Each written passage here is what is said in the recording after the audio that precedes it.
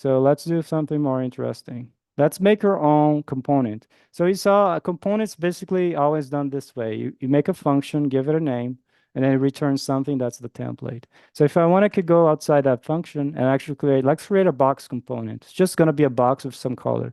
So I can say box function space box like this, no parameters yet, and then I can return something. Okay, and I'm going to just return a div with the class name box like so, and I can self-close it in the world of React. So the same thing as this, okay? You can either self-close or just do it like that. Now, if I want to use, this is a component, okay? It's just a function, and you give it any name you want. Typically, we name it using the first letter capitalized as by convention.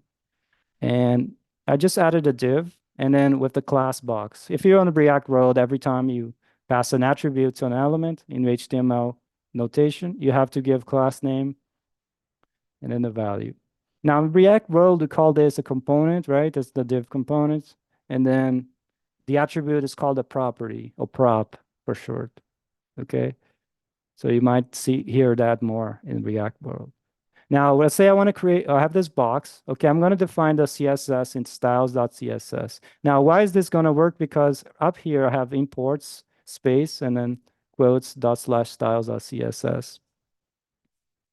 Now I'm going to add some style for the class box. I just wanted to have, let's say 80 pixels width, 80 pixels height, and then some background color green.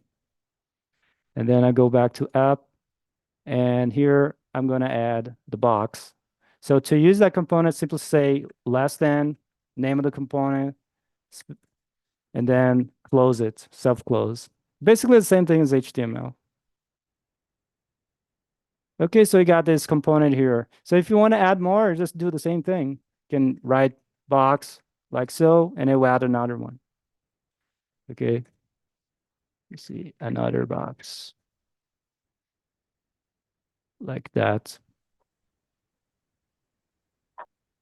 Try to close this to be easier to see. Let's do the following challenge. So let's change the background color of one of the components. Let's say I want the box on line 13. Let's say I want to control its color. Say I want to color red. So that way it's kind of have some customization. I can have a box that's color red, and this other one it can be color blue, and so on. How would we accomplish that? Well, the first thing you understand, how is this pair, key value pair passed on to the component? So this is a component called box. So here's the definition, right? It's a function called box. Now here are the what we call HTML attributes, but in React world, we call them properties, right? There's a property name and then the value. Now, to access them within the box component, you have to add a parameter here called props. Okay. And then if you want to change that, let's change it with the style attribute, right? Just to make it simple. I can add style here, and I can change background color to be.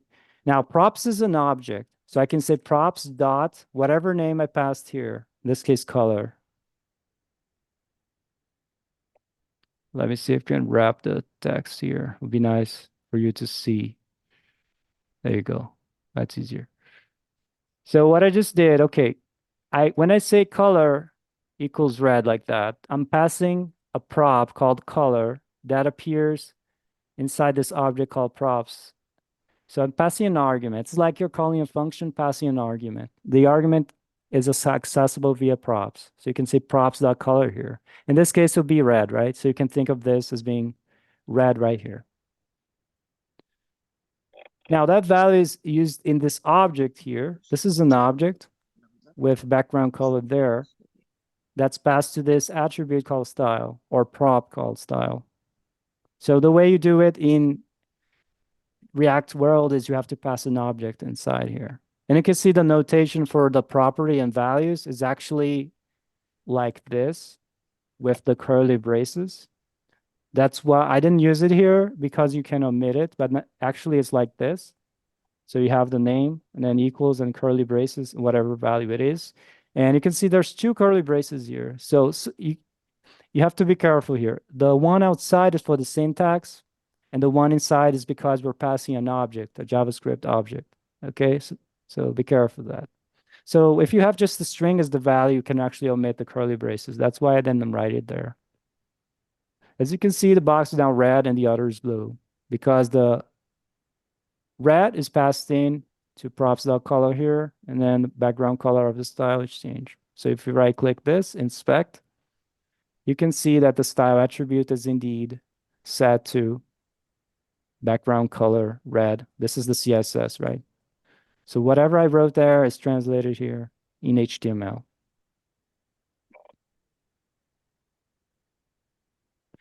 Somebody asked why two brackets at style props. I hope I answered your question, Andres, with what I explained before. Now let's talk about children. So if you remember in HTML, we have elements with an opening tag and then some content and then some closing tag. Notice the box is self-closing. It doesn't have anything in between, right? But actually we could do that. Let's say the box had a closing tag and we type something inside, like box one. How would I access that from my component here? Like if I do it right now, nothing happens, right? But actually that's called props.children. This is called the children, okay?